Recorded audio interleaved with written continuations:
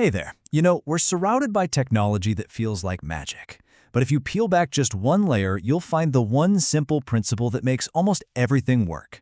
We're talking about the electric circuit. It's this hidden force that's powering our entire world, so let's dive in and see how it all works. So, let's start with a little riddle. Take your phone, your car, and just a plain old light bulb.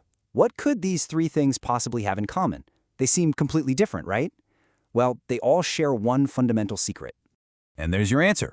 Every single one of them runs on an electric circuit. Now, this diagram looks pretty simple, and that's the beauty of it. At its heart, the concept is simple.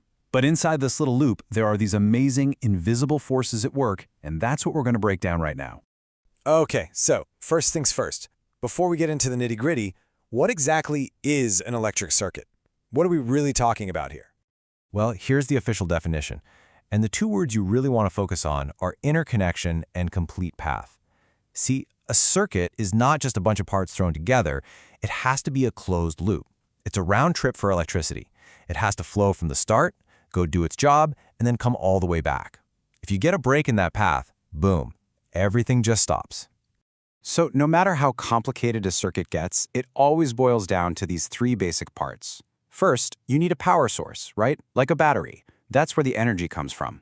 Second, you need a load, in this case, a lamp, which is the thing that actually uses the energy to do something useful. And finally, you have the wires, which are basically the highway that lets the energy get from the battery to the lamp. All right, now for the really cool part. We can't actually see electricity moving through those wires. So to understand what's going on, we need to introduce the three main characters in this whole story: voltage, current, and resistance. First up, we've got voltage. The easiest way to think about voltage is as pressure. Imagine the battery is a water pump. Voltage is how much push that pump is creating to get the water, or in our case, the electrons, moving. No push, no flow. Simple as that. Okay, so if voltage is the push, then current is the actual flow that happens because of that push. It's the electricity on the move. We measure this flow in something called amps, or you'll usually just hear people say amps. But it turns out there's more than one way for electricity to flow. You've got two main flavors. On the left, that's direct current, or DC. Think of it like a river, a nice steady flow that only goes in one direction. That's what you get from things like batteries. On the right, though, is alternating current, or AC. That's what comes out of the outlets in your wall. The flow actually switches direction, going back and forth really, really fast. And our third and final character is resistance. You can think of this one as, well, friction. Nothing gets a completely free ride. Every material pushes back against the flow of electricity at least a little bit. Something like a copper wire has super low resistance, so it lets current flow easily. But rubber or plastic, their resistance is so high they basically stop the flow completely. And this slide, this is perfect. This is what makes it all click. Look at that cartoon on the left. You've got volt literally pushing amp through the pipe, while little ohm is squeezing the pipe, trying to hold him back. It's a perfect analogy. The water pipe on the right shows the same thing. Voltage is the pressure, current is how much water is flowing, and resistance is how narrow that pipe is. More push gets you more flow. A narrower pipe gets you less flow. That's it.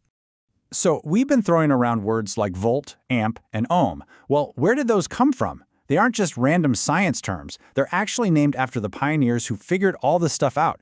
So let's meet a couple of them. First up, this is André-Marie Ampère. He was a brilliant French physicist who did the foundational work on electrodynamics and was the first person to really define what electric current was. So it's only right that the unit for current, the ampere, is named in his honor.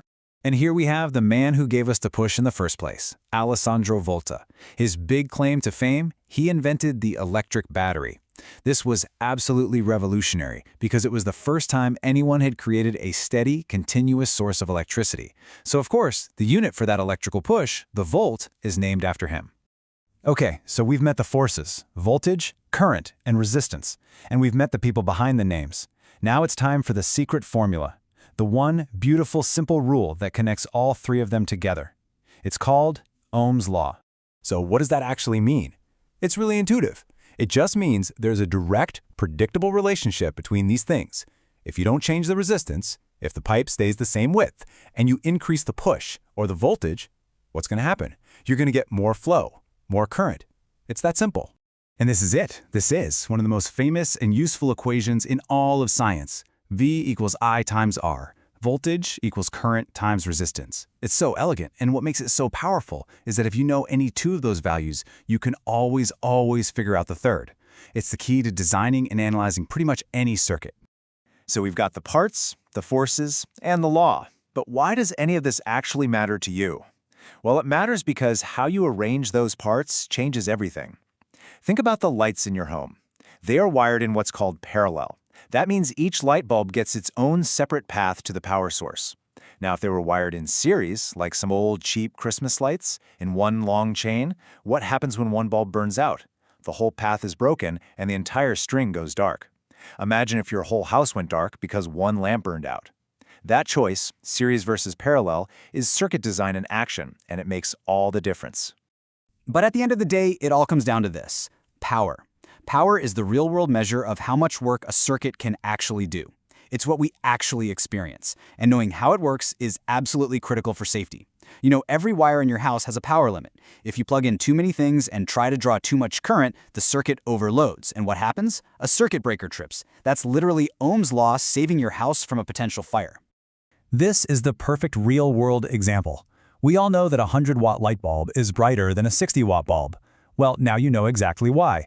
That 100-watt bulb is literally built to do more work. It's converting more electrical energy into light and heat every single second. That wattage number on the box, that's a direct measurement of the power that circuit is using. So we'll end on this thought. This delicate dance between push, flow, and resistance, it's what drives our world. From the simplest light bulb to the most powerful computer chip, it's all based on these same principles. Understanding them isn't just about science, it's about understanding the engine of modern life itself. So the only real question is, what are we going to build with it next?